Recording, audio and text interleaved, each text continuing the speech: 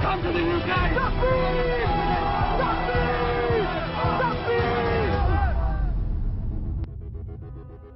The city of Vienna. This is the city of Vienna, Austria. Nearly 3.5 centuries ago, Vienna, Austria was the site of the last great battle between invading Islamic armies and the defenders of the Christian faith in Europe. The Ottoman Empire had been expanding into Europe for more than 200 years, and wherever Muslim armies went, they plundered cities, took slaves, turned churches into mosques, and converted thousands of Christian captives to Islam at the point of a sword. The goal of these Muslim invaders was to conquer the world in the name of Islam and establish a caliphate to rule over its people with the iron hand of Islamic Sharia law. In 1683, it looked as if the Ottoman Empire was about to conquer Vienna when it was invaded by 140,000 Muslim warriors. The army was led by the ruthless Ottoman Empire's Grand Vizier, Kara Mustafa. The Muslim invaders sieged Vienna on July 16, 1683. Most inhabitants fled the city, with the exception of a small garrison of soldiers and citizen volunteers. It seemed their small numbers would be no match against the attacking Muslim army, but where human numbers failed them, the walls became an impregnable fortress around the city. The only way for the Ottomans to conquer the city was to dig underground tunnels. They hoped to enter the town through the bowels of the earth. On September 11th, relief finally arrived from Poland. A force of 40,000 Poles and their allies counterattacked the Ottoman Turks, and within 3 hours, the Muslim army fled the battlefield. They abandoned their tents, their weapons, their provisions, and slaves. It was a catastrophic defeat for the Ottoman Empire. It would mark an end to Islam's expansion into the European landscape.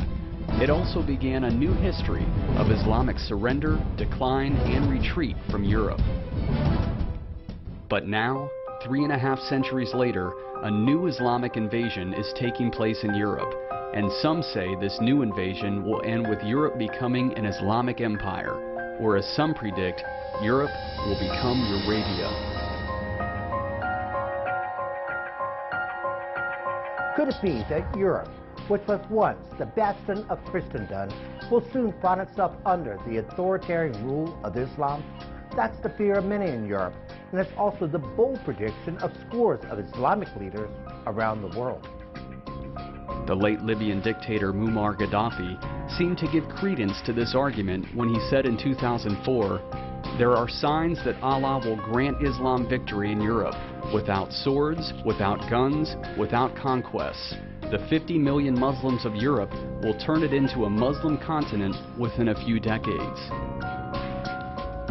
How real are these European fears and these threats from Muslim leaders? To find out, our documentary crew traveled throughout Western Europe to get the answers. We interviewed politicians, Muslim leaders, pastors, activists, law enforcement officials, business owners, and ordinary citizens on the streets. What we quickly learned is that far from being a melting pot, Europe is now a battleground between two very determined, entrenched, and uncompromising forces: Islamic extremists and patriotic Europeans. After 3 years of investigating, traveling throughout Europe, filming the struggles, victories, and defeats on both sides of this battlefield, it is easy to conclude that what we are witnessing is Europe's last stand.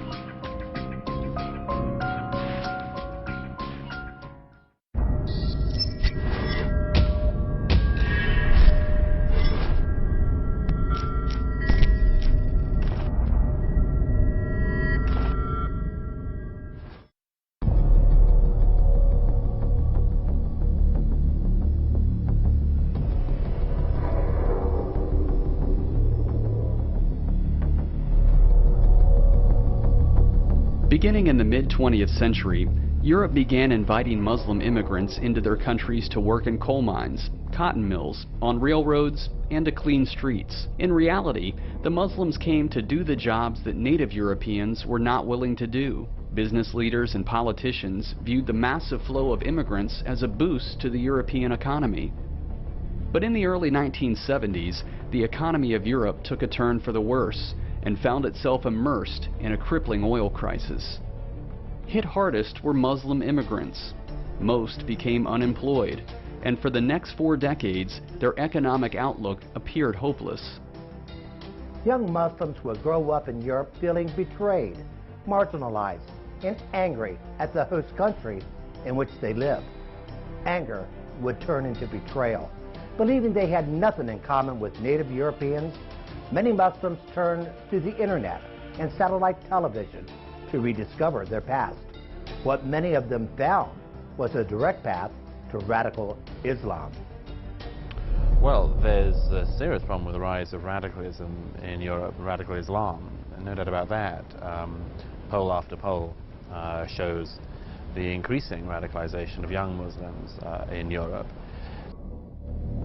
But despite the desperate and despairing situation of Muslims already living in Europe, many more would come, both legally and illegally. Moroccans and Turks in the Netherlands. Muslims in Norway. North Africans in France. Turks in Germany.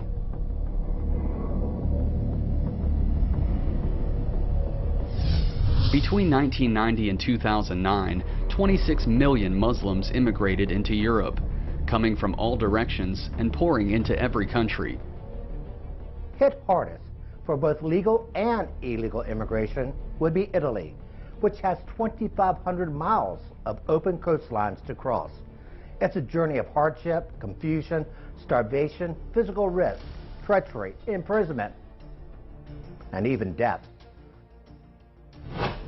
One of the most traveled, but also one of the most hazardous entry points into Italy occurs on this small 8-square-mile island called Lampedusa.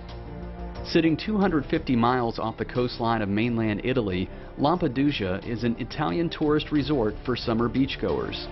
But for the past 2 decades, it has also become an attraction to other visitors as well. Unwanted visitors, illegal visitors, Muslims trying to get to Europe from virtually every North African country. Tunisia, Algeria, Libya, Morocco, and Nigeria. The small island has so many illegal immigrants trying to reach it that it has been dubbed the gateway to Europe. A monument has even been erected on this small and unassuming island called the Gateway to Europe. Erected seemingly overnight, the monument is dedicated to the thousands of people who died trying to cross the perilous Mediterranean Sea. The dangerous journey begins on the shores of Libya and Tunisia. Muslim men, women, and children are expected to pay a smuggler up to $1,500 per person for the 80-mile voyage. Immigrants are packed in the boats like human sardines, with little or no room for food and water. The boats are barely seaworthy, and many of the voyages are attempted without a captain. If the boat does not capsize, get lost at sea, or run out of fuel, passengers are rescued by the Italian Coast Guard. No one knows exactly how many seafaring immigrants have died during the past 2 decades. Death, however, can be a reasonable expectation due to the decaying, broken down, and worthless fishing vessels used for the journeys. It is even more perilous for the women and children on board. Women and children are reportedly thrown overboard when food and other rations run low, or when overcrowding becomes unbearable. They are also thrown overboard as a callous and gruesome tactic to force the Italian Coast Guard to come to their aid. The continual overflow of Muslim immigrants to the tiny island has threatened to kill its only viable source of revenue: tourism. When you say the problem is the immigration, many people come in Lampedusa, but when start this problem, no come too much people than before.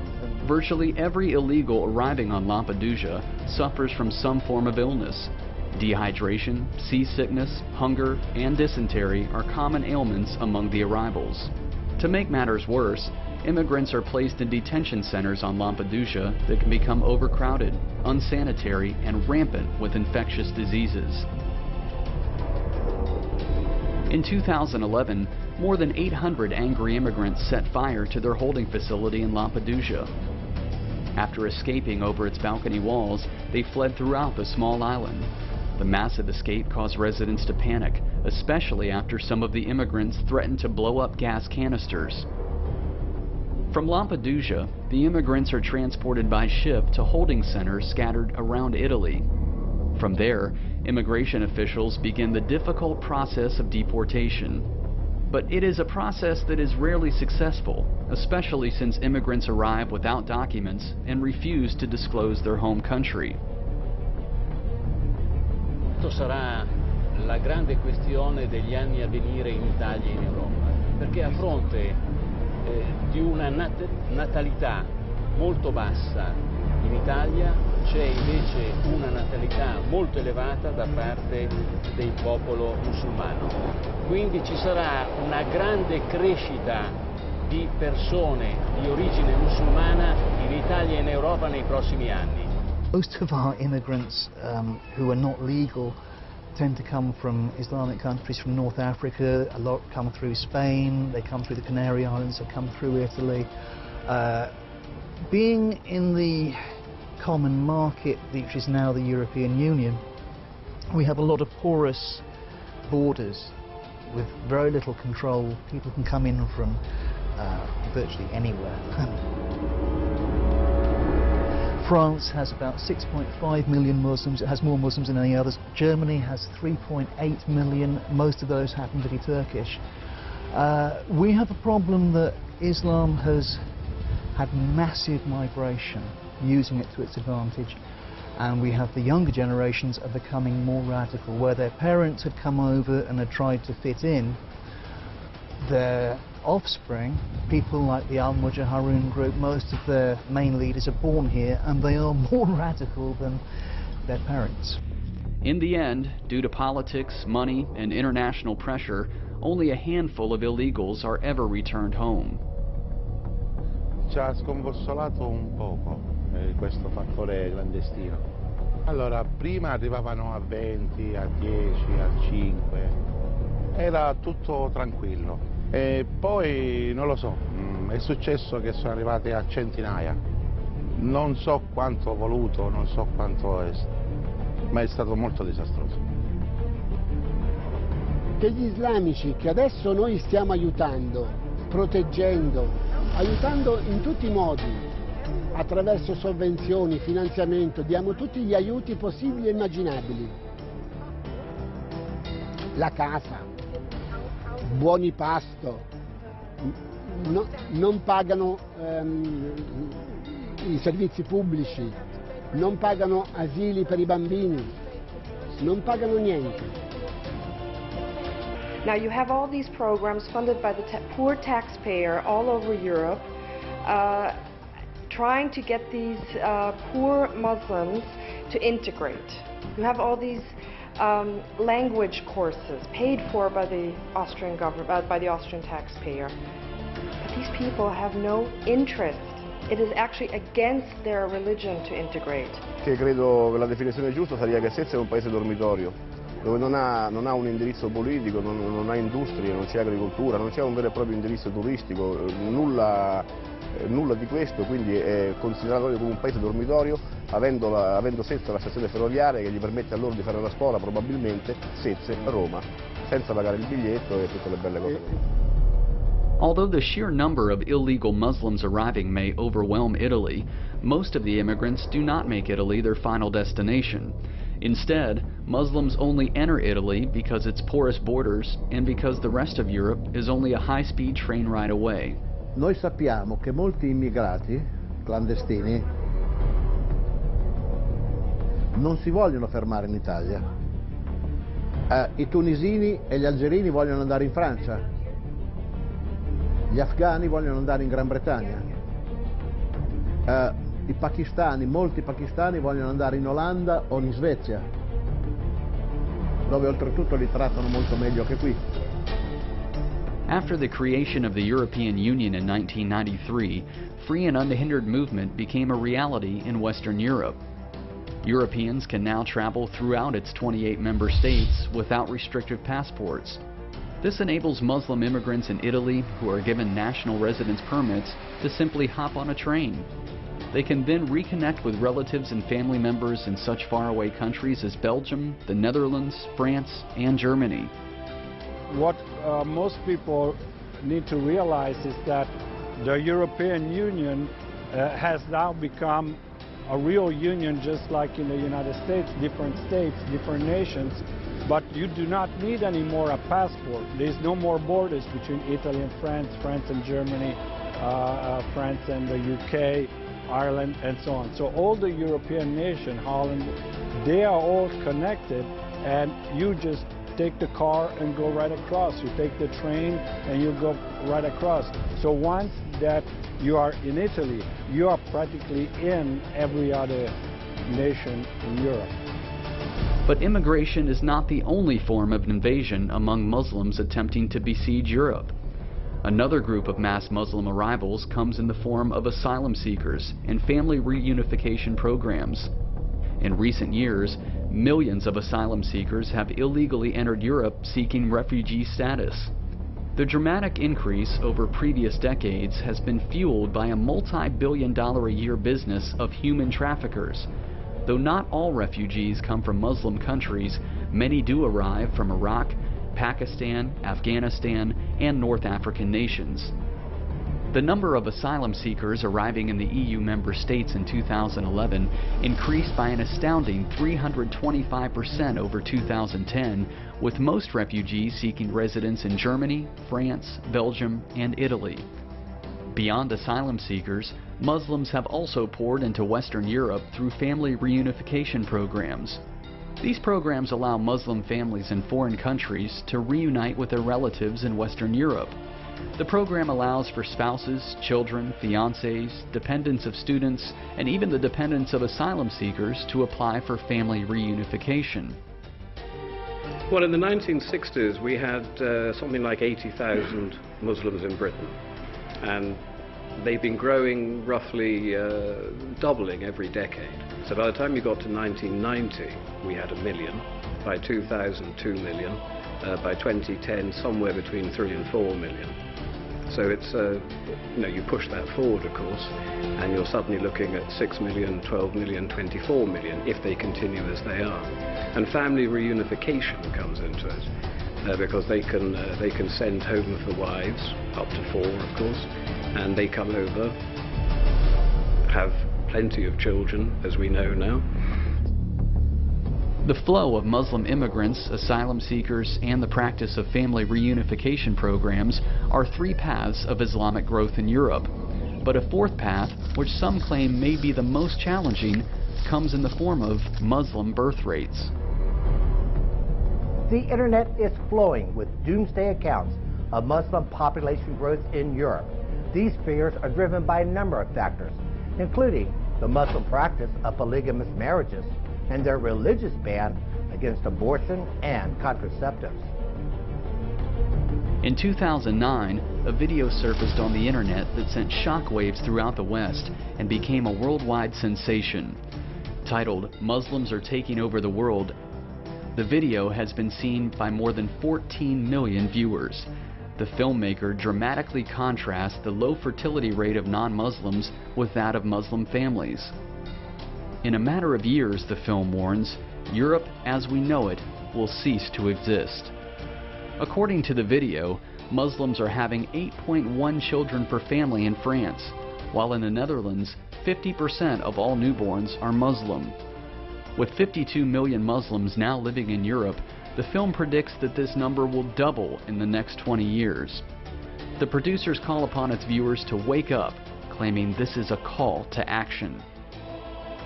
The evidence behind this alarming video have been debated and disputed by scores of demographers, population experts, and even conservative think tanks. In the end, the true facts of Muslim birth rates in Europe may never be known. That's because the European Union bars questions of religious identity from its surveys. To conquer Europe, Islam does not need to outnumber its opponents. It simply needs to have an organizational structure for the community known as the Ummah to follow. And that structure is best known by examining the second pillar of radical Islam, imams.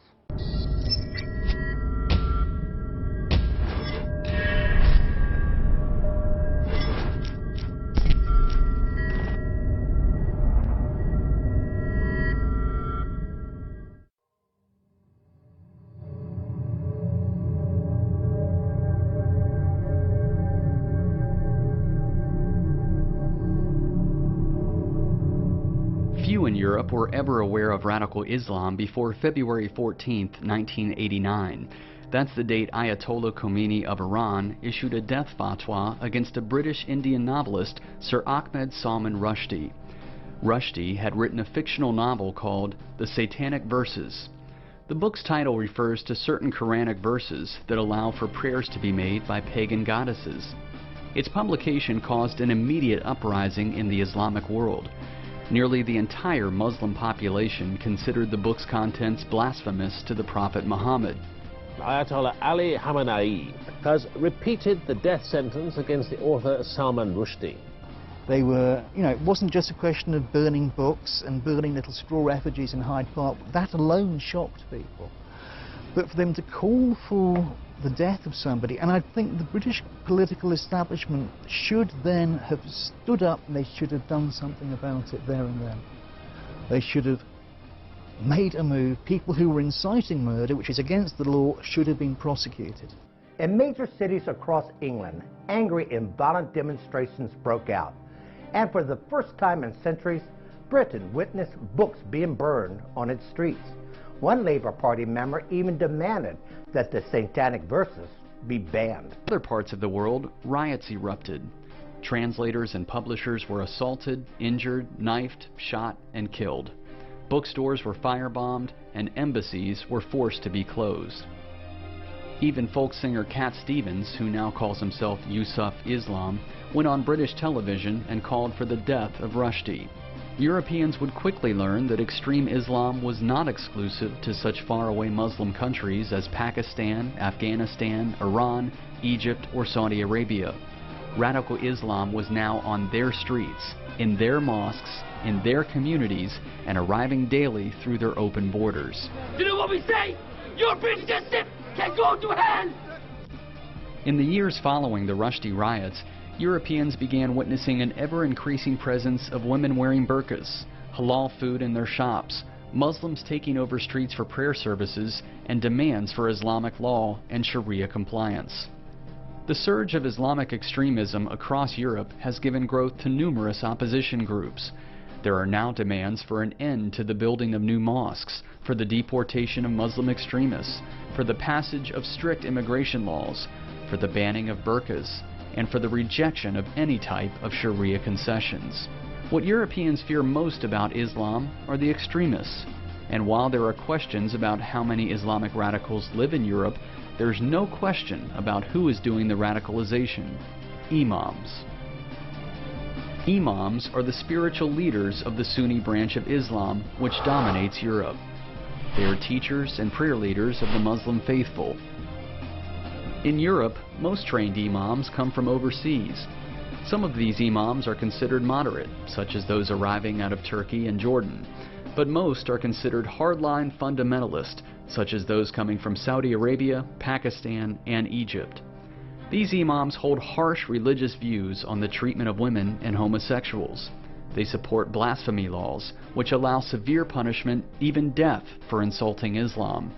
They enact bans on alcohol and contraception, and they routinely attack Western culture, its freedoms, and democracy. Currently, there are over 6,000 mosques in Europe, with hundreds of new ones being built each year. In 2013, France alone witnessed over 150 new mosques under construction. And with each passing year, new mosques grow larger, become more lavish, more grandeur, and reach higher into the skyline. Many are now being built as mega mosques that can seat over 12,000 worshippers. Though strident Islam is taught in virtually every mosque, big or small, self-proclaimed imams, meaning those without any formal training, teach the most extremist Islam. These self-proclaimed imams operate in the thousands of small and unassuming cottage mosques throughout Europe, such as in bookstores, abandoned warehouses, apartment buildings, and even abandoned churches. A cellar mosque is like a normal mosque is a big building built to be a mosque.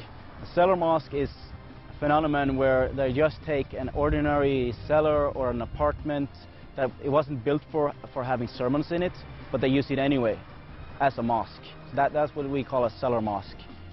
The arming oneself is done through mosques.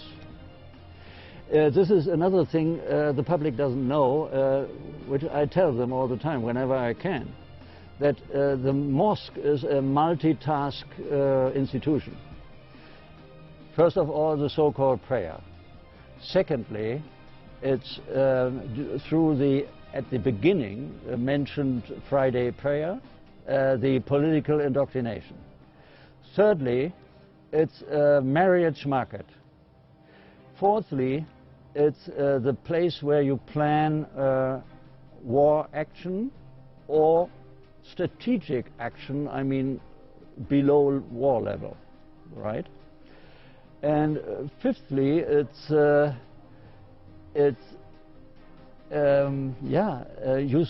storage place for weapons. Among the most well-known and controversial self-proclaimed imams are Abu Imran, the leader of Sharia for Belgium, and Andrew Chowdhury, the leader of Islam for UK. Both have a large internet following and guide thousands of European Muslims in their plan to implement Sharia law in the West and to topple the governments of their home countries. So, of course, Islam is growing in Europe, and we're going to take over anyway. Very soon, I'm sure of it. So I believe the whole of Europe will be governed by the Sharia. I believe America will be governed by the Sharia. I believe China and Russia will be governed by the Sharia. This is something which we have been foretold by the Prophet Muhammad sallallahu alaihi wasallam. So it's a matter of when, not if. We have invited a special guest, a source of anger, frustration and hatred for all of you inside. Andrew Chowdhury. My dear Muslims and non-Muslims, we stand here today to forbid the evil of man-made law. Andrew Chowdhury is one of the biggest tabloid hate figures in the UK, and he is the ex-leader and founder of several hardline Islamist groups currently banned under the UK Terrorism Act. Chowdhury has been linked to a number of convicted terrorists, such as Michael Adebolaja, one of the killers of Lee Rigby, pictured here with Chowdhury at a protest in London in 2007. That is why they are worried. Critics say the true danger of these imams is their determination to roll back the clocks of the European mosque to the 17th century. To them, a mosque goes beyond the contemporary practice of prayer and performing marriages. To these imams, they want the mosque to engage in political discourse, to push for extremist Sharia law, to expand Islam, to form war rooms, and even to provide arms to its members and to store weapons. Although a rare occurrence in Europe, the practice of storing weapons in mosques is well documented throughout the Middle East, where radical Islam is on the rise. In 2003, police discovered weapons inside the Finsbury Park Mosque in North London that included chemical warfare suits, a stun gun, handcuffs, hunting knives, and blank-firing pistols. The imam of the mosque, Abu Hamza al-Masri, was arrested and later found guilty on 11 charges that included 6 counts of soliciting murder. A true Muslim, according to these imam, should be willing to die for Islam if that is the consequence for speaking the truth. So the best type of martyrdom is to speak the word of truth publicly, openly against the oppressor and to be killed. So, you know, our land is being irrigated by the blood of martyrs at the current time. This is a great honor and privilege for them. And the more they rise, the more they will be honored, and eventually, inshallah, they will get rid of all the dictators. Another controversial purpose of the mosque is to declare that any ground on which it sits, and as far as the naked eye can see from its minarets, is now Islamic territory. In 2009, the Swiss government overwhelmingly voted to ban minarets in their nation as a repudiation of this land-grabbing concept. And it is precisely this issue that worries Europeans the most, that radical Islam wants to conquer their country and replace their nation's flag with the black flag of Islam. It's not a far-fetched accusation, as Imam Abu Imran makes clear. Yeah, the black flag is the flag of Islam. We have a black flag, yeah, people call it the flag of al-Qaida. Al-Qaida are Muslims, so they use the Islamic flag. You have the American flag, and you people went to the moon and planted the American flag.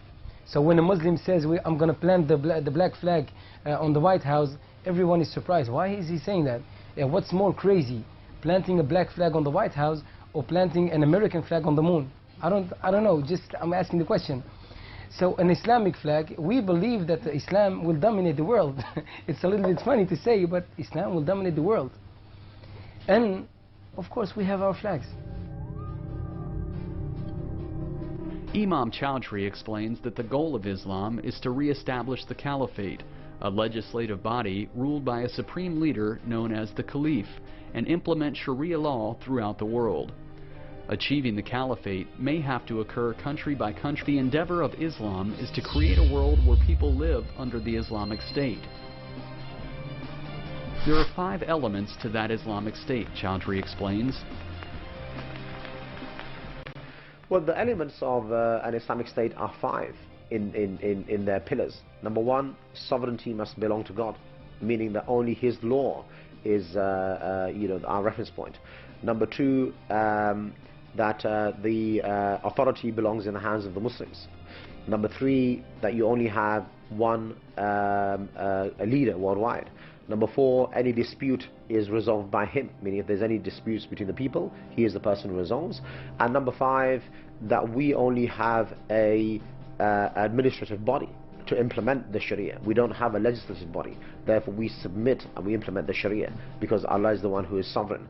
So those are the 5 main pillars of the Islamic State. If they are there, then you have an Islamic State. So important is the rule of Islamic State that Chowdhury says that any means to achieve it are on the table, whether through persuasion, political negotiation, violence, or even revolution. Well, you know, there's only certain ways in which this could possibly be done. I mean, I hope, inshallah, that people embrace Islam and they accept the Sharia to be implemented, as they did, in fact, in many places like Ethiopia and in Indonesia and other parts of the world. But there could be another way, for example, that certain sections of the community may accept the Sharia and they may, for example, orchestrate a military coup or a revolution. But implementing Sharia starts with the mosque. And according to imams like Chowdhury, in order for Islam to expand, the mosque must have its own laws, its own creeds, and its own ordinances. The mosque in Europe gives rise to the 3rd pillar of radical Islam, isolation.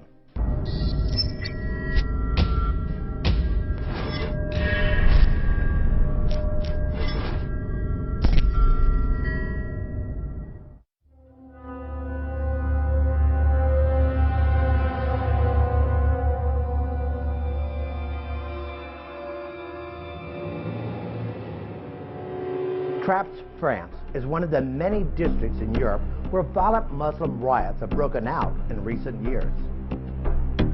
Trappes is a suburb of Paris, sitting just 20 miles west of the famed City of Light. But unlike the splendor of Paris, Trappes is a poor city, an immigrant city, a city plagued by high unemployment, growing violence, illegal drugs, and rising crime rates. As Muslim immigrants have moved in, whites have fled. Over the past 2 decades, Trappes has been transformed from a modern-day urban center into an Islamic outland. Alcohol is no longer for sale, pork is forbidden, its women are mostly veiled, and girls do not wear skirts in public from fear of being called a whore. Many consider Trappes to be a city within a city, a district governed by its own laws and ruled by Islamic drug lords and their gangs. The suburb is known as a major traffic hub in Europe for distributing marijuana and other illegal narcotics. Trappes is known as a dangerous town for any unwelcome visitors. This is especially true at night, when the uninvited can become prime targets for violence, robbery, and racist attacks. Even the French government has recognized the complex nature of Trappes and warned citizens and tourists that it is an urban sensitive zone, meaning the districts are unsafe for outsiders to enter. There are nearly 800 cities and suburbs scattered across France that are officially listed as urban sensitive zones. They are given the harsh moniker not because the zones are economic ghettos, but also because Muslims and Islamic drug lords rule over them. And while France calls them urban sensitive zones, they are better known throughout the rest of the world as no-go zones, meaning if you're not a Muslim, stay out. Such no-go zones are notorious for their riots, mob violence, arsons, murders, illegal drugs, gang rapes, and their rejection of secular law and authority. The French media is reluctant, some would even say negligent, to report the frequent riots occurring on the outskirts of Muslim districts. On one of our trips to Paris in 2010, 800 cars were vandalized and burned during the night, seemingly for no reason. The destruction was barely mentioned in the local newspaper, and the event never escalated into national coverage. But news of such rioting cannot always be contained and kept so neatly under wraps. That was the case in October 2005, when Muslims began to riot in the suburbs of Paris. The violence was sparked after 2 Muslim youths were electrocuted and killed while fleeing from police. Known internationally as the Paris riots, the violence became so dangerous that France declared a state of emergency. Curfews were imposed on 30 French districts, and it would last for over 3 months. Nearly 9,000 cars were torched or destroyed. Hundreds of public buildings, including schools, were burned or damaged. 126 police and firemen were injured. 2 people were killed, and nearly 3,000 people were arrested. The riots would spread across an astounding 274 French towns before it was over. But the Paris riots, though it gained international attention, was not a unique or even an unusual experience for Western Europe. Muslim uprisings have occurred in Copenhagen, Hamburg, Stockholm, Malmö, London, Brussels, Milan, and dozens of other European cities. Muslim riots can begin and end without a clear message to the victims of the assault. But not the Traps riot. That message was clear even from the beginning. They want to reject the laws of secular society and replace it with the authority of Sharia in the Muslim-controlled districts. It's a point Adrian Chowdhury addressed when we interviewed him. We are obliged to rise as groups, as communities, to command good and forbid evil, to invite the societies to Islam, to take the authority away from the people who have it, to give it to the Muslims to implement the Sharia. But what is Sharia? Much has been written and said about this moral and religious code of Islam. Westerners are familiar with the Sharia practice of amputations and stonings, but Sharia is more than just extreme forms of punishment. The Sharia plays a part in virtually every aspect of a Muslim life. Food that is permissible to eat, the treatment of women, the handling of finances, the system of government, the practice of bathing and proper dress wear. Sharia extends to handshaking, sexual acts in marriage, and even rules for using the bathroom. Imam Abu Imran of Sharia for Belgium contends that the Sharia controls the whole life of a Muslim. Sharia is Islam. The whole of Islam is Sharia. We pray according to the Sharia. We fast according to the Sharia. Everything a Muslim does in his life is according to the Sharia, the law of Allah, and the law of our Lord. That's Sharia, and that's what we try to do. Wake up the people and try to teach them what's the real Sharia. And though Westerners view the Sharia as harsh and extreme, Muslims are taught that it is good and for the betterment of mankind. I mean, first of all, there's nothing extreme about Islam at all. All of the Sharia in Islam is perfect and just, and is something which Allah has decided, or God has decided, is better for mankind. So there's no concept of the goodness or the badness in Islam. All of it is good, and the whole of it needs to be implemented. From stoning the adulterer, to cutting the hand of the thief, to sending the army in order to remove the obstacles in the way of implementing the Sharia outside of the boundaries or the frontiers of the Islamic State. All of this is fine, and all of it is great. I want the whole of it, for the whole of mankind. But there's another Sharia that's rarely talked about openly among the imams of Europe. It's called the Sharia of conquest. In the dens of Europe's no-go zones, Muslims are taught that Europeans are their enemies. that non-Muslims are the cause of their social and economic ills, and that it is their duty to expand Islam and conquer their European neighbors.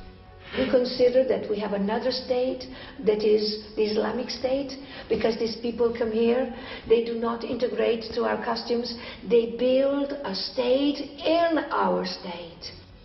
By mere force, the Muslim congregation arrives at its first goal, that means being a state in the state, and Sharia rules this very clearly. So you have reached another level. You have grown out of your status as migrant, out of your status as tolerated. Yeah? You have now reached a level from where you not even dominate yet, but at least have arrived at the right to rule yourself inside in a system which is constructed completely differently. We met with the Danish prison psychologist, Dr. Nikolai Sennels, and the president of the North Atlantic League, Guido Lombardi, to help us understand what is being taught, implemented, and pursued by Muslims in the no-go zone districts. Here is Dr. Sennels, who spent years as a government psychologist in Denmark talking to Muslim prison inmates. It's very clear when you talk to Muslims from these areas, they feel that they have the power, no doubt, no doubt. They feel that they're able to push back police, fire department and so on. They feel that they are in control. They feel that they're in control, and they are to a certain extent right. Here is Guido Lombardi, author of The Value Matrix and president of the North Atlantic League. The police, like in France, they're afraid to go in their ghettos. It's just like Fort Apache, the Bronx, 20, 30 years ago in New York.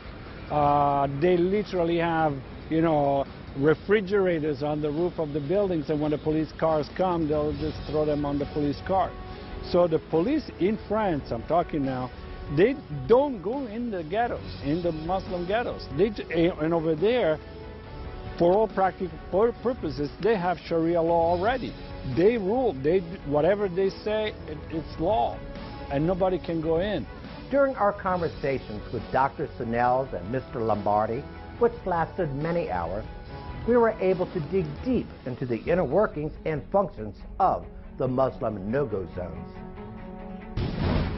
We learned that virtually all Muslims in the districts feed off the tax rolls, including welfare, unemployment, housing, and healthcare benefits. Islamic gangs in the ghettos will use the funds from these tax benefits to build a drug empire. Those drugs are then pushed on the non-Muslim community. The sale of the illegal drugs not only generates revenue for the Muslim districts, but it serves another extremely disturbing purpose. It's to corrupt and pollute the minds of non-Muslims, making them easier targets to conquer. Guido Lombardi explains, so they don't just do it for money's sake. They might do it for what they think is the greatest cause of Islam, but they're actually drug pushers just like everybody else. There is a definite sense that the way you are going to destroy and win over the Western world is by weakening their families, weakening their individuals, and if you can get them addicted to drugs, that's going to be so much easier to do. Drugs may be one tool for conquering and weakening the minds of European citizens, but another effective tool against Westerners is the use of anger and rage. Young Muslims are brought up to embrace their youthful hot temper and to use it as a weapon. They are taught Europeans would rather concede and surrender an argument than engage in heated exchanges and violent outbursts. Well, most Westerners, most Westerners are taught that anger is a bad thing, while in Muslim culture, anger is much more accepted as a tool for handling conflicts. It's much more accepted to express anger when you feel unsatisfied or disappointed. And actually, in many cases, it is expected from your surroundings, from your Muslim surroundings, Muslim family and friends and community, that you do show anger and you do show aggression if, for example, somebody criticizes you or make you insecure. Loyalty to Islam and to their fellow Muslims is regarded as sacrosanct in the no-go zones of Europe. The young are taught to have no allegiance to their host country. Their primary duty is to defend the honor of Islam and protect their Islamic community from outside intrusions, whether they are from ordinary citizens, government officials, law enforcement officers, or even rescue workers. With an unyielding loyalty to Islam, Muslims in the no-go zones are raised with contempt and hatred toward non-Muslims. Westerners are viewed as inferior, defiled, and decadent. Muslims that become corrupted, even those that commit crimes, are taught never to blame themselves. So that means that if something is wrong, they look, who did this to me? While Westerners would think, what do I do wrong? What can I change? Muslim, who did this to me? And what they often look to is then unfair society, racist non-Muslims, and that society is not Islamic enough, not being able to provide whatever they want of Islamic rules and rights and so on. In the no-go zones, Muslims are taught a racist view of the white European. Such teaching makes it easy for them to commit crimes against non-Muslims, with rape of young white women being one of the most heinous. But because identification among Muslims with their culture and religion is so exceedingly strong, also their feeling of opposition to non-Muslims are stronger. And this means that it's easier for them to commit crimes against people not belonging to their group, and of course rape among those crimes. The criminal activity in the no-go zones is a daily threat to native Europeans, but it is also a dangerous intrusion into territory previously controlled by organized crime syndicates. Guido Lombardi explains this danger. As the Islamic community is growing, it's starting to encroach into territories, lands, parts of the cities and everything else where other kind of organized crime were actually ruling. And the distribution of drugs, narcotics and whatever, prostitution, other illegal activities, they actually may take some kind of change because of these new territorial authorities. And so someplace they may make some deals, someplace they may not, and they might actually go to war with each other. The goal of these Muslim no-go zones is to create conflict along its borders, to create what Muslim scholars call Dar al-Harb, meaning the land of war. The districts are designed to become a state within a state, having their own laws and their own Sharia courts and judges. It's a place where they can practice honor killings, polygamy, forced marriages, and female genital mutilations without consequence. It's an area where police officers are frequently attacked and the work of rescue crews are often sabotaged. A few years ago, when they closed down a mosque, we were surrounded by people throwing stones. So they like, it was the third call the same night, and it was kind of a setup. And we drove with our engine in the area, and we had the police with us, but like on a signal. It More just, like an ambush. yeah, an ambush. Yeah, they were just 30, 40 people just rushing through us and throwing stones.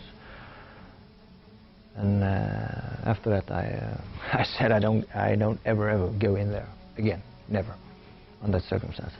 Never. Islam in the districts is meant to be sovereign, with unelected Muslim mayors and Islamic gangs ruling over the zones. There are many troubling and horrifying practices in the Islamic no-go zones. Female genital mutilation is one of the most abhorrent. The European Parliament estimates that over 500,000 girls and women living in Europe have been forced to undergo female genital mutilation. Practiced mostly by North African immigrants, female genital mutilation is the removal of a woman's external sex organs. It is a painful operation that is meant to curb a woman's sex drive and to remove any visual semblance to a man's sex organ. Another Islamic practice that is disfiguring the face of Europe is so-called honor killings. Honor killings are executed against Muslims who bring dishonor upon a family. The victims are mostly wives and daughters. Now, they're called honor killings, but there's nothing honorable about them. It's a term used to describe acts of violence committed against women for bringing perceived dishonor to the family. Young women can be marked for death for even simply falling in love with the wrong person. Women have been killed, tortured, or maimed for such offenses as refusing a forced marriage, for being too Western, having a non-Muslim boyfriend, having sex outside of marriage, or even for being the victim of rape.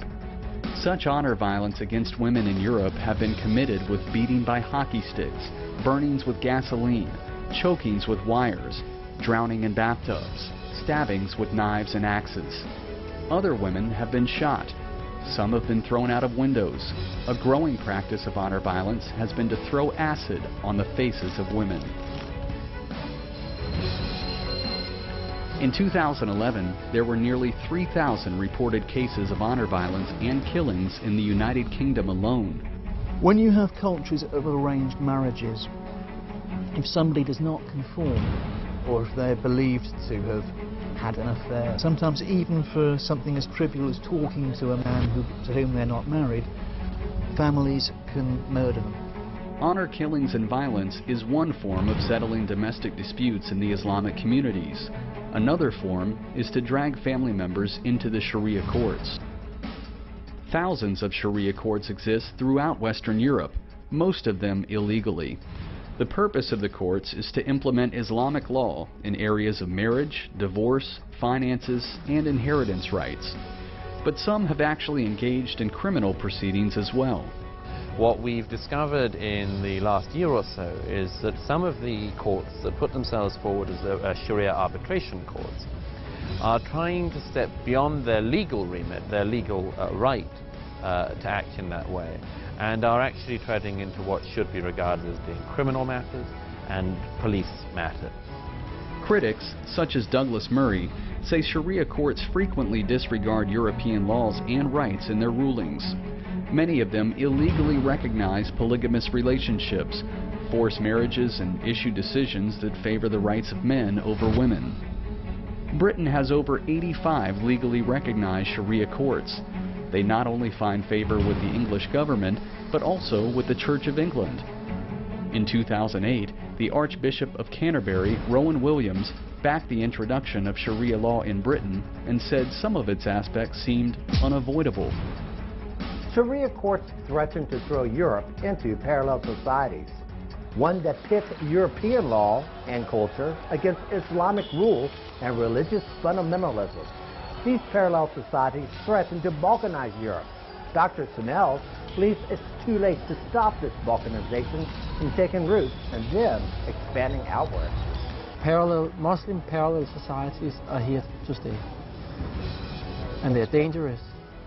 That danger can erupt at any time and can happen from both sides of the political spectrum, as occurred on July 22, 2011.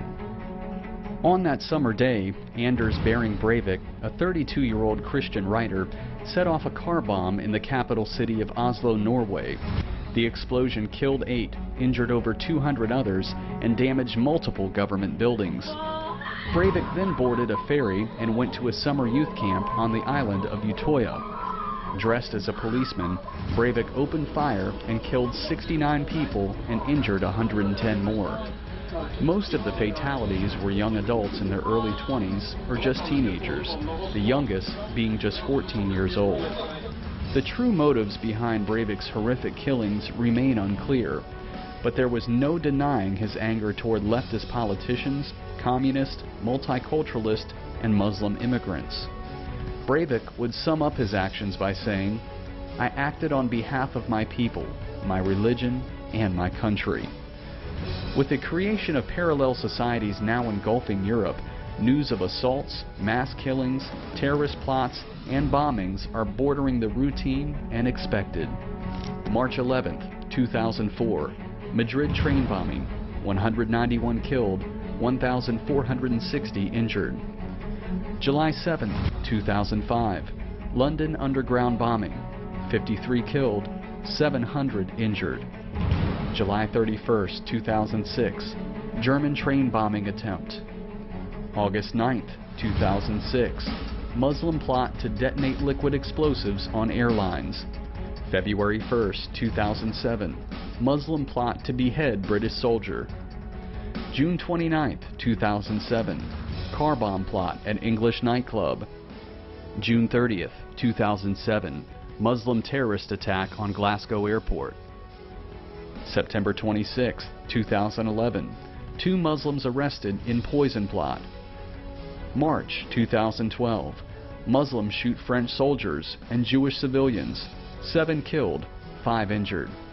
June 28, 2012, 2 Muslims arrested for bomb plot, London Summer Olympic Games. February 22, 2013, 3 Muslims convicted on bomb plot. August 6, 2013, French Air Force sergeant plots attack on mosque. May 22, 2013, 2 Muslims hack British soldier to death. May 29, 2013, Muslim man stabs French soldier. June 10, 2013, 6 Muslims guilty of plot using guns, swords, knives, homemade bombs. Muslim extremists have carried out the majority of attacks against innocent civilians in Europe. But native Europeans have more to worry about than bombing, shooting, stabbing, and plots to poison them. They have to worry about robbery, rape, and the growing practice of turning young European women into sex slaves. They have to worry about losing their human dignity. For Muslims, it's quite normal because it's their right to take that away. Because they are the rulers, you know.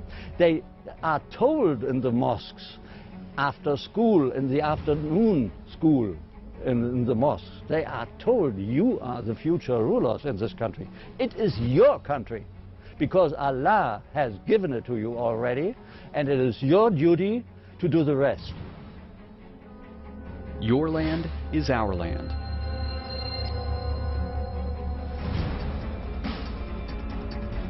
The property which exists in the hands of the disbelievers is not considered to be rightfully theirs in our Islamic Sharia because of their disbelief. Anwar al-Awlaki. If a kafir is walking by and you catch him, he's booty. You can sell him on the open market. Imam Abu Hamza al-Mizri.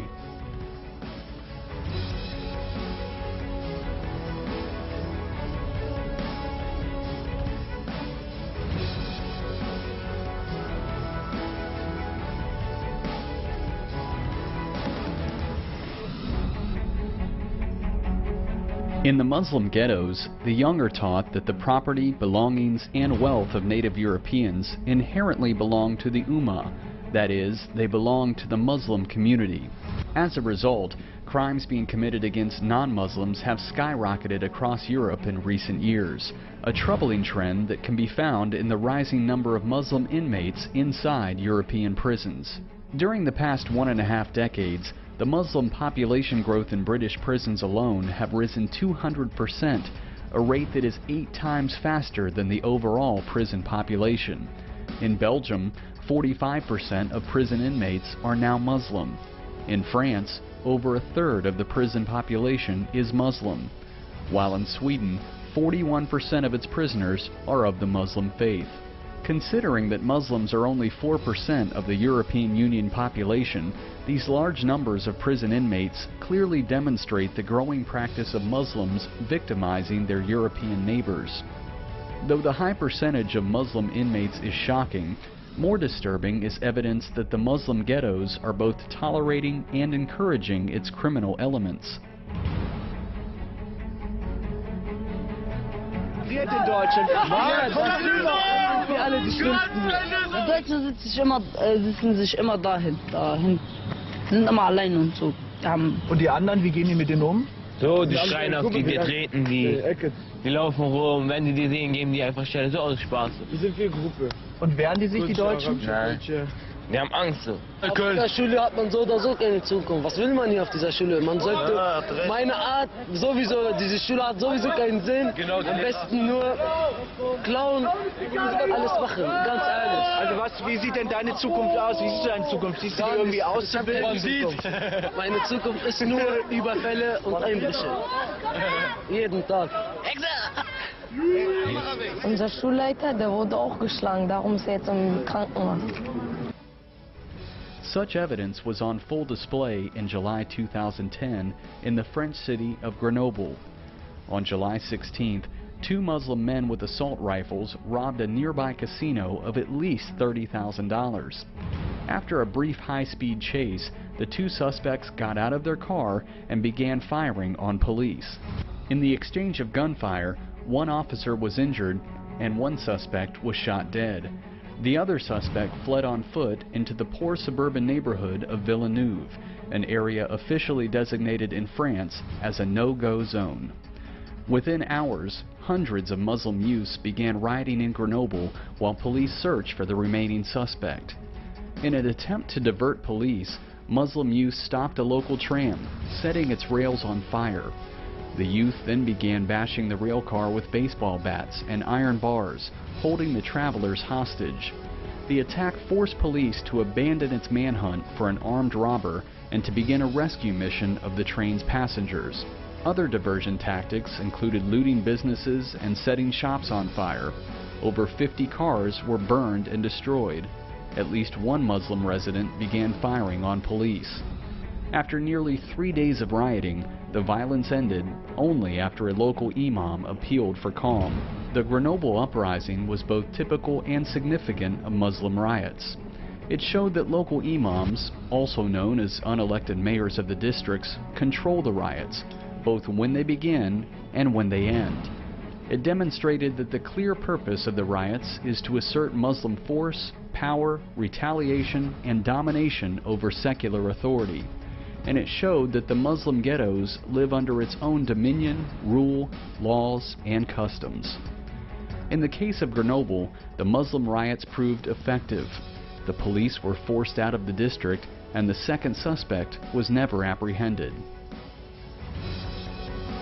Rape jihad. Something else that Muslim immigration appears to have brought to Norway is what some here call a rape epidemic. Recent police statistics showed that in the capital of Oslo, 100% of assault rapes between strangers were committed by immigrant non-Western males, and 9 out of 10 of their victims were native Norwegian women.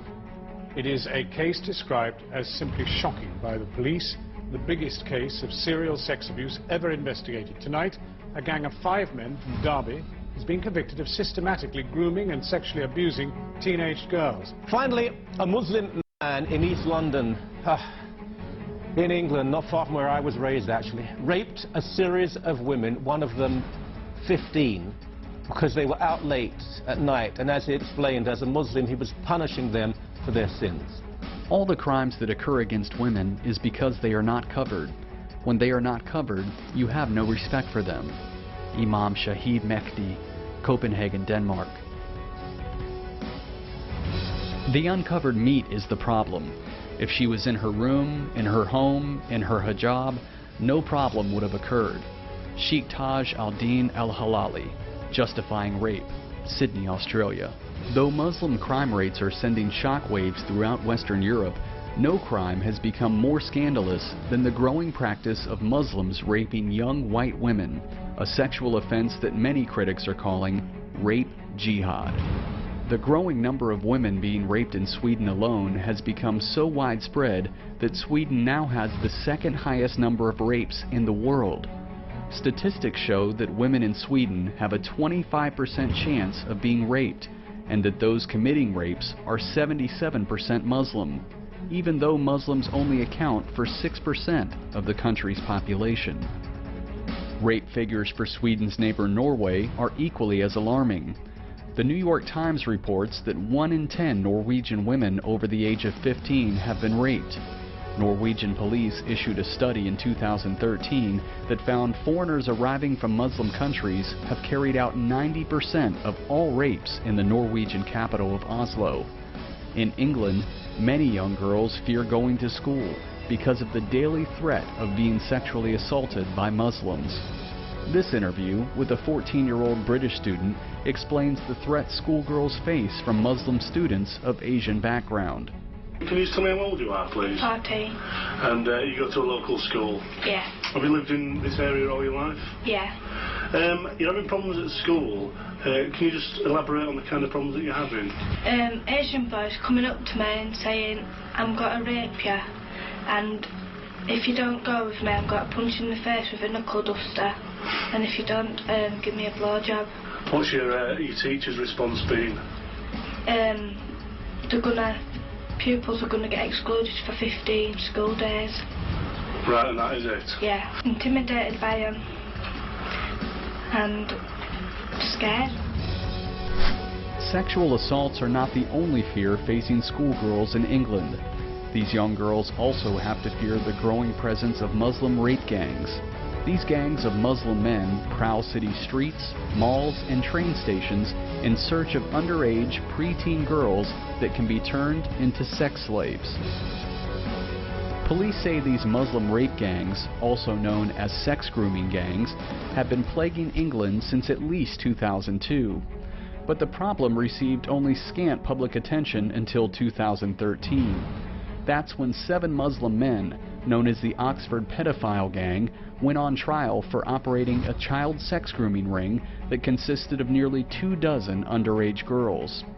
The girls, all of them white, were subjected to rape, child prostitution, and even sex trafficking, where girls are passed from one Muslim sex gang to another. The Oxford Pedophile Gang operated from 2004 to 2012 before they were apprehended. During that time, they groomed girls as young as 11 and as old as 15 into sex.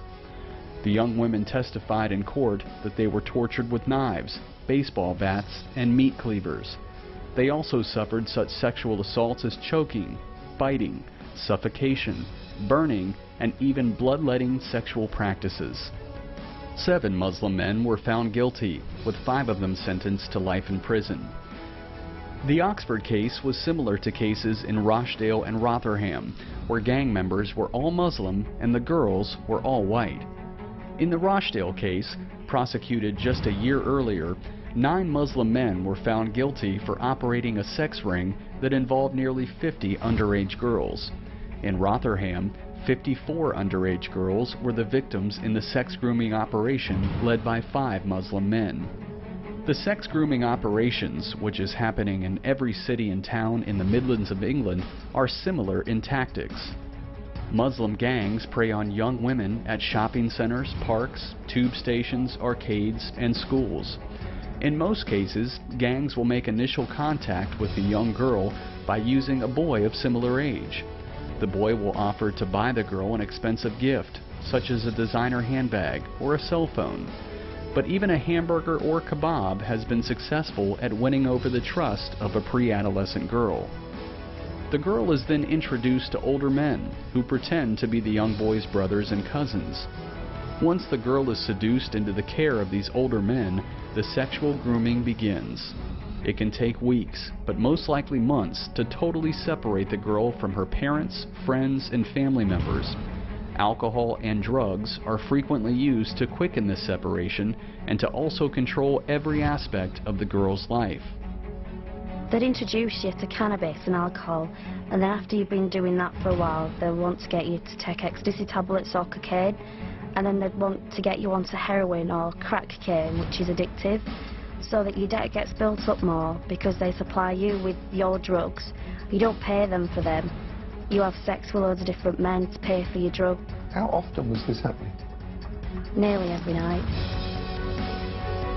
How many men were involved? There were loads of men involved. You couldn't keep count. It's not possible to keep count. After the young victim is groomed away from her family members and normal life, she is likely to be gang raped by its members.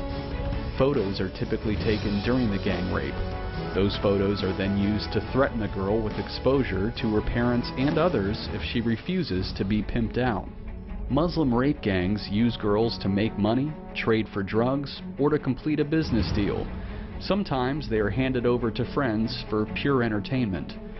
Victims have testified they have been locked away in seedy hotels and guest homes for hours, sometimes days, where man after man would force sex on them. In 2013, police in England finally admitted the growing problem of Muslim rape gangs, saying they were actively investigating 54 known child sex grooming operations throughout the country. There are still countries in Europe where Islam has yet to make a presence, such as here in Budapest, Hungary, the only country in Europe which has a constitution recognizing Christianity as the basic religion of the Hungarian people. But in European countries where Christianity is fading or virtually non-existent, Islam is expanding and dominating the communities in which they live. Without question, Europe is being Islamicized, and it is on the verge of an implosion, as our second part of this documentary shows in shocking detail. For radical Islam, having their own land, their own courts, and even their own laws is not enough. And it will never be enough until people of all beliefs, of all religions, of all colors and races are subjected to the laws of the Sharia. That brings us to the fourth pillar of radical Islam, Islamization.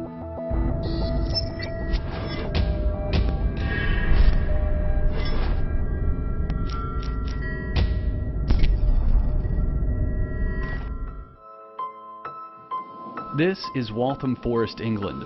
It has the third largest Muslim population in London, and it also has a band of criminals known as the Muslim Patrol. Now, police in the UK have arrested 2 men who are said to be part of a vigilante group calling themselves the Muslim Patrol. Clips posted on YouTube show the youths walking around East London confronting people and telling them to obey Sharia law. Muslim Patrol, move away from the mosque. Move away from the mosque now, okay? Do you understand? This is democracy, this is freedom, this is secularism. We really need Islam. Move away from the masjid. Go away now. Don't come back. Don't come back. Don't come back. Keep your mouth closed. Do not consume alcohol. It is haram for your own necks. We don't respect those who disobey God. We don't respect them. So-called Muslim patrols are again active in London. We, the Muslim community, will continue to patrol the streets and clear the streets of all the vices and illegal activities. Our message to all of the shops here, all of the businesses, is to fear Allah, fear God, give up the sale of alcohol, join us to command good and forbid evil. We are Muslim Patrol. We are in North London. We are in South London, East London and West London. We command good and we forbid evil. Islam is here in London. The kuffar, you can go to hell. This is not a Christian country. Christianity can go to hell. You're walking through a Muslim area dressed like a fag, mate. You need to get out of it. Yeah, get out of it quicker then. Get out of it quicker then. Anyone who tries to stop us, anyone, we will take the alcohol, we will tell the women to cover up, and we will implement Islam upon your own necks, David Cameron. Allahu Akbar! Allahu Akbar! Islam is in the UK! Islam is here! Islam is here! Police have mobilised to take these posters down as fast as they appear, but Chowdhury and his group say they formed bands of vigilante enforcers to make sure Sharia is adhered to, verbally or physically. And in other parts of London, women have already been harassed for not covering their heads. If these Muslims ever get their way, I won't be able to dress like this on the streets of Walthamstow or many other parts of London, Brussels, Rome and Paris. Paris. In December 2013, 3 members of the Muslim Patrol were arrested and jailed by London police. They were charged with harassment, intimidation, and assaulting people who they claimed were violating Sharia law. The group threatened to kill non-believers and to stab them if they walked through Muslim areas acting inappropriately. In the case of the 3 men arrested, inappropriate behavior meant drinking alcohol, dressing in short skirts, and holding hands. I'm Anke van der Meer. I'm a senator in the Belgian Senate. I'm in office for 9 years now. And I think that men already start to see here in Europe that there has to be a stop on the further Islamization, because we are used to live as free people, and the freedom and the joy of life, the actual joy of summertime will even be gone. So that is what I explained. Very simple example about the short skirts, but it's an example that also men understand that Islamization is not only bad for women, very bad for women, but also bad for men. Forcing native Europeans to abide by Sharia law goes well beyond the ruthless and insulting attacks upon pedestrians. The goal of radical Islam is to force all European citizens to comply with the dictates of Islamic law. Though every European country is facing overwhelming demands for Islamization, no country has made more concessions to Islamic extortion than the Commonwealth of Nations, England. In Rotterdam, the Brinsworth Manor infant and junior schools have banned serving any pork products to its students to avoid offending Muslims. Any meat that is served must also comply with Islamic rituals regarding the slaughter of such animals. This means the meat must be deemed halal, that is, animals must be killed by a Muslim butcher who also consecrates the meat to Allah. The Brinsworth school system is not alone in forcing Islamic rituals on non-Muslim students. 3/4 of schools under the Waltham Forest Council serve only halal meat. Even these concessions do not go far enough for the Muslim Council of Britain, the most powerful Islamic organization in England. The Muslim Council also wants Muslim students to have prayer rooms, individual changing cubicles, and they want schools to ban exams during Ramadan, a Muslim holiday which lasts for an entire month. Forcing non-Muslim students to eat halal food in the public schools is considered outrageous by many parents. But even greater outrage was expressed when it was learned that the Parkview Academy in Birmingham spent £70,000 to install playground loudspeakers to summon pupils to Islamic prayers. In the Old No Primary School in Small Heath, England, all students are required to learn Arabic, and the school has used public funds at least 3 times to take children on trips to Mecca. It's not just schools suffering from Islamic demands for Sharia compliance. British banks have banned piggy banks since 2005 to keep from offending Muslims. A cab driver in Newton Abbot, England had her license suspended for displaying the St. George's Cross on her cab because it offended Muslim foreigners. Clive Hunt, a 58-year-old IT consultant in Manchester, England, was fired simply for offering to pick up bacon sandwiches during a meeting with a client. A Muslim co-worker found the offer offensive, and Hunt's manager told him he was fired because of his racist remark. Muslims have warned restaurants in the Brick Lane area of London against selling alcohol. Leading the protest was Imam Adrian Chowdhury, who was joined by a group of 60 Islamic protesters. Shop owners were warned that if they refused to stop selling alcohol, they would receive 40 lashes from a whip.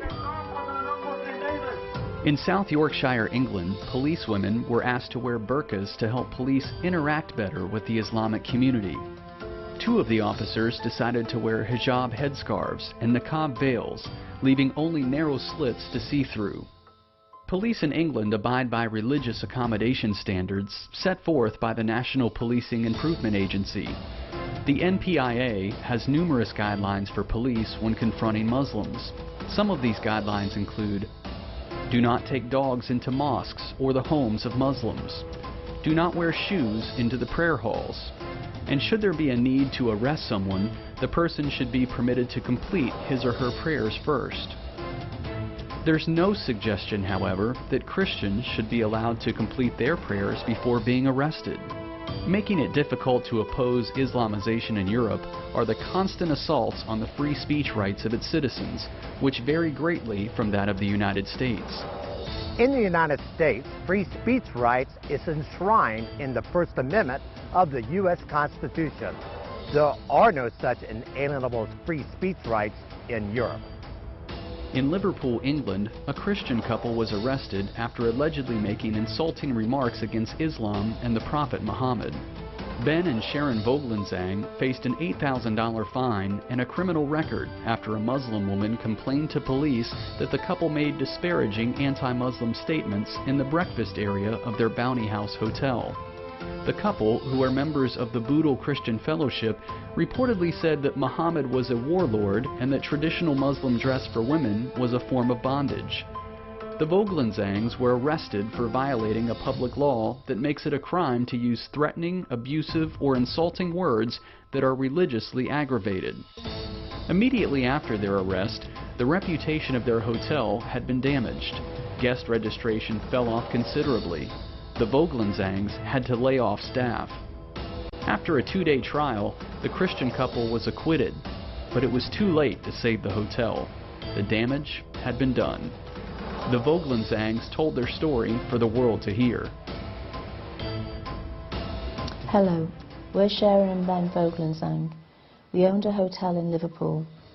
This time last year, we were facing a criminal trial because a Muslim lady staying in our hotel felt offended by our comments on her beliefs. We had debated religion with her, and she felt insulted because, as Christians, we didn't agree with her beliefs. She went to the police, and we were shocked to be arrested, charged and prosecuted under Section 5 of the Public Order Act. We later stood trial, accused of a crime. After a 2-day hearing, the judge threw out the case against us.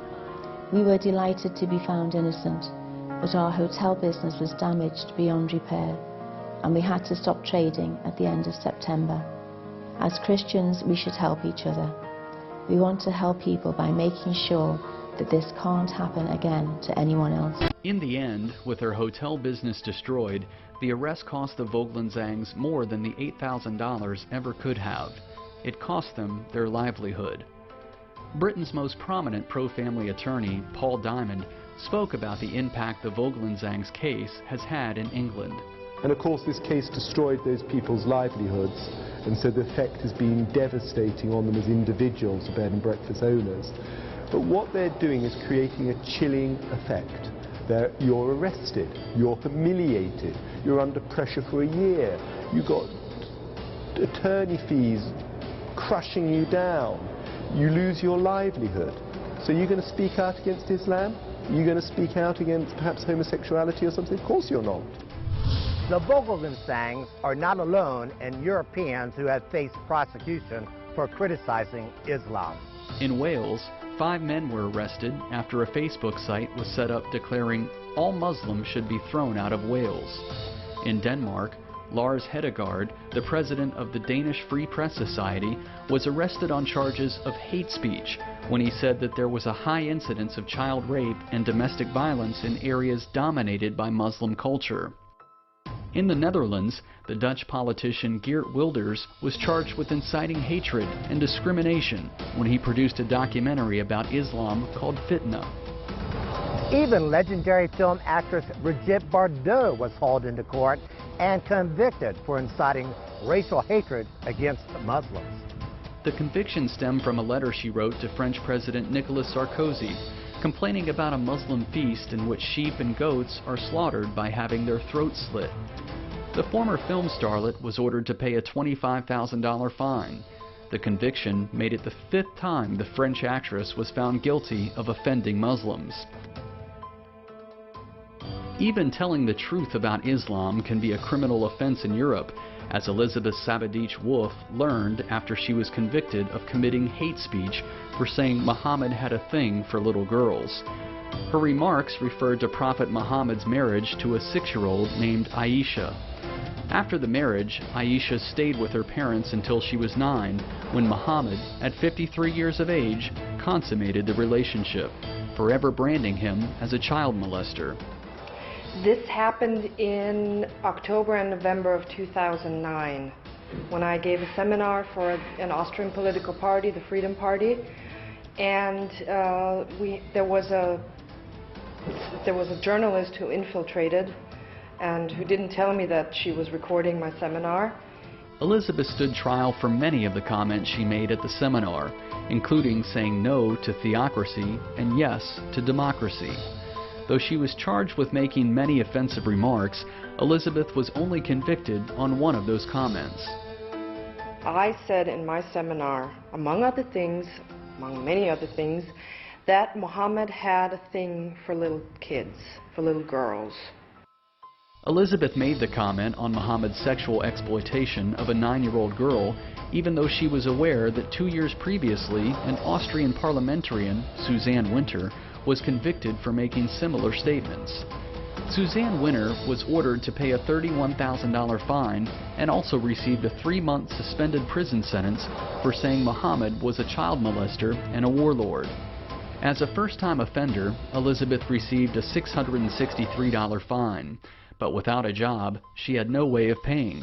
That's when authorities threatened to break down her door and take her possessions. Well, as soon as I found out that this was going to happen, or would have happened if I had, didn't pay, I said no, that's not going to happen, because that would traumatize my daughter, who was already suffering quite a bit because of this whole drama that was playing out and unfolding in front of her eyes. And I said, that's where I draw the line. I will not have a strange person enter my apartment, just pick up whatever they wanted. And that's just, it's not, my family should not suffer for what I'm doing. That's where I draw the line. So the fine has now been paid? Yes. Free speech in Europe, Elizabeth says, is an illusion. There is no free speech in Austria. There is no free speech in Europe. That's just a delusion. That's just what the politicians are telling you. If you want a definition of European free speech, I would say, well, you have the right to say anything as long as it's within what the government tells you to think. Europeans have more to worry about than arrests and fines for speaking out and offending Islam. They also have to worry about losing their jobs. A British Airways employee and a nurse for the Royal Devon and Exeter NHS Trust Hospital were both fired from their jobs in England for wearing a crucifix necklace that Muslims find offensive. Though Muslim attire is permitted at both jobs, the company stated that Christian symbols could be forbidden because they are worn as a matter of choice and not as a religious requirement. A school dinner lady in England was fired for accidentally serving pork to a Muslim pupil, even though the pork dish was immediately removed before the child ate her meal. Making the firing even harder to swallow was the child had asked for the pork dish.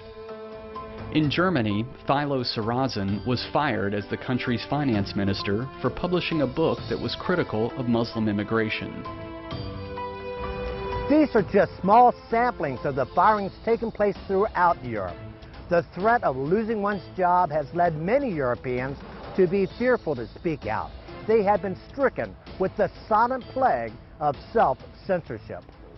If you speak out, it's not necessarily the government's going to come round and arrest you. Your employer will sack you. Even if he hears you in a private conversation, he will say, I'm running a business, that's going to offend ex-Muslim workers or ex-Sikh workers, I'm sacking you. And 9 times out of 10, the court will say, I'm not interfering in the hire and fire rules. Douglas Murray, an associate director of the Henry Jackson Society, speaks of the danger of self-censorship. But there is a real fear that if you tread into this area, you are saying things which some people will find offensive and might act upon. The result is, I say, that actually of the types of censorship that take place, self-censorship is actually by far and away the worst kind. Europeans face fines, arrests, loss of jobs, and something more. death and violence for speaking out against Islam. Sometimes that violence can erupt over nothing more than a cartoon image. Such was the case in January and February 2006 after the Danish Jyllands-Posten newspaper published 12 editorial cartoons, most of which depicted the Islamic prophet Muhammad. Large-scale demonstrations and violent riots broke out throughout the Muslim world, including many non-Muslim countries. More than 200 people died in the ensuing riots, with attacks on churches, Christians, and diplomatic missions being the primary targets. Kurt Westergaard was one of the nearly 40 artists asked by the Danish newspaper to draw an illustration about Islam. He chose to depict Muhammad wearing a bomb in his turban. No one were forced to draw, and we could draw whatever we liked. There was no pressure from the editor. I wanted to depict that terrorists, they get part of their ammunition, their spiritual ammunition from parts of Islam, and that part of this religion may inspire to violence, killing and destruction. Then came very fierce reactions. Several Danish consulates were set on fire. Death threats were issued against all the cartoonists. The Jyllands-Posten newspaper was investigated for violating Denmark's anti-blasphemy laws. The Vatican condemned the cartoons as unacceptable provocation. In Nigeria, at least 5 churches were burned, and Muslims protesting the Danish cartoons killed 127 Christians in the country. 4 years after the Danish cartoon riots ended, a Muslim zealot, still seeking revenge, attacked Kurt Westergaard in his own home. The 28-year-old Somali invader entered Westergaard's home with an axe and a knife. Westergaard was babysitting his 5-year-old granddaughter at the time. I was here sitting with my grandchild, and then I had 2 options. I could have tried to fight the man, but I would have no chance. He was a young, strong man. Westergaard's other option was to run and hide in a safe room built for his protection, which he did, leaving his grandchild unattended. When police arrived, the young Somali Muslim tried to flee. He had an axe and a knife also, yeah. And then when he fled, he tried to kill one of the police officers with the axe. He was throwing the axe after him, and it passed very close to his head, and then the police officer took his gun and shot the man in the knee and in the hand. So everything was over, and in a way there was a happy ending. After years of living under 24-hour police protection for his Muhammad drawing, Kurt Westergaard says he has no regrets. Islam, he says, has no place in Europe. Perhaps we should say there are people which we cannot reach. They don't want our values. Lars Vilks was another artist who inflamed the Muslim world when he depicted Muhammad as a dog. In 2007, Vilks was invited to participate in an art exhibit on the theme The Dog in Art that was to be held in a small Swedish town near Värmland. Though the venue eventually rejected Vilks' editorial cartoon over security reasons, it was eventually published in the daily newspaper in Europa, Sweden. Vilks had no idea that his pen and ink drawing of Muhammad as a dog would soon target him throughout the Muslim world for assassination. A Muslim group in Iraq put a $100,000 bounty on the head of Vilks, stating, "We announce a reward of $100,000 to anyone who kills this infidel criminal. This reward will be raised to $150,000 if he is slaughtered like a lamb." I've done several drawings of the Prophet before this one, and I exhibit them in Norway in a rather big exhibition. But I mean, there was no response to that. Even before Wilkes's depiction of Muhammad as a dog, he was no stranger to insulting religion through his artwork. When I exhibited in Norway, I also made Christ as a pedophile.